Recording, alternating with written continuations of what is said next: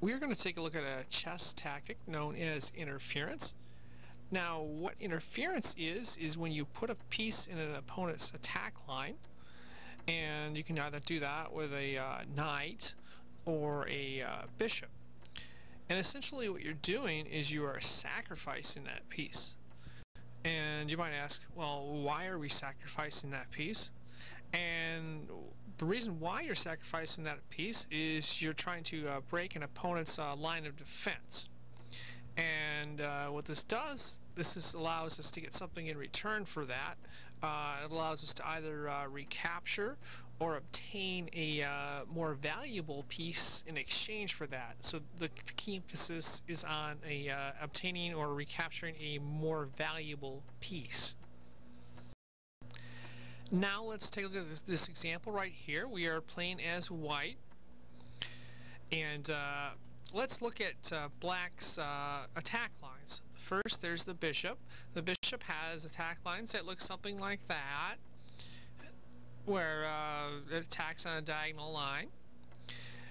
Now, for white, what white would like to do is take the pawn on the A7 square and push it forward to A8. But it can't do that because the bishop on the E4 square is blocking. So white needs to figure out something to do here.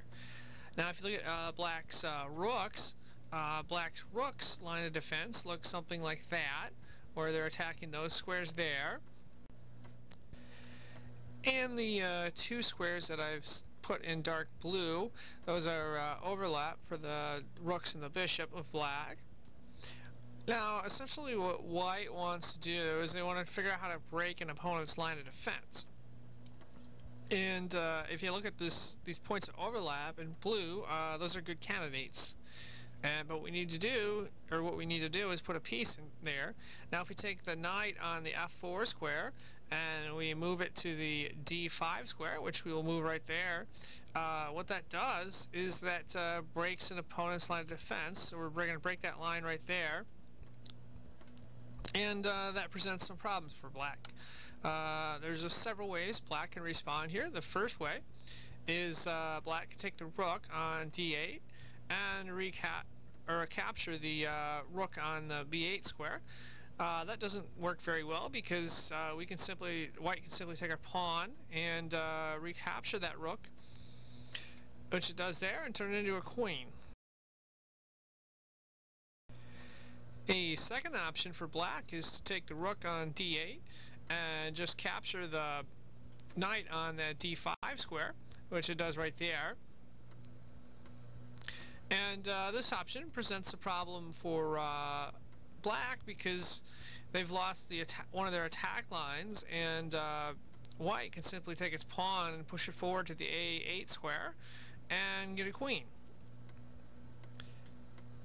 A third option for black would be to take the bishop on the E4 square and capture the knight, which it does right there. Now, this still blocks the A8 square, but unfortunately it leaves the rook on D8 exposed to be captured by white's rook. So this results in a loss of exchange material for black as well. Now, a fourth option would be to take the rook on D1 and simply capture the knight. But this presents the same problem we had earlier, or the same problem black had earlier, where the bishop is not blocking the A8 square, and white can simply take the pawn on A7 and push it forward and get a queen. So essentially what this interference move does for white is they give up a knight, and in exchange for that knight they either get a rook or a queen in return. So they either get to capture a rook or they get to upgrade one of their pawns to a queen. So they can either recapture or obtain a more valuable piece. Now let's take a look at a second example of interference. You might want to hit pause for a second and see if you can figure this one out. Okay, to figure this one out, we're going to start by looking at black's lines of defense. First we'll take the rook, and the rook has lines of defense that look something like that. Next, we'll look at the queen. The queen has lines of defense, or the queen can move in these spots right here. And then last but not least, black has the bishop, which can move in those spots right there. Now, what we want to do is we want to figure out what white can do. And what white can do is take its knight and interfere with one of these lines of defense here. So I can take the knight and move it to, let's say, the e6 square and put the king in check. And in this case, what this does is just present some problems for black. One option for black here is to take the king and either move it to the e8 square or the g8 square.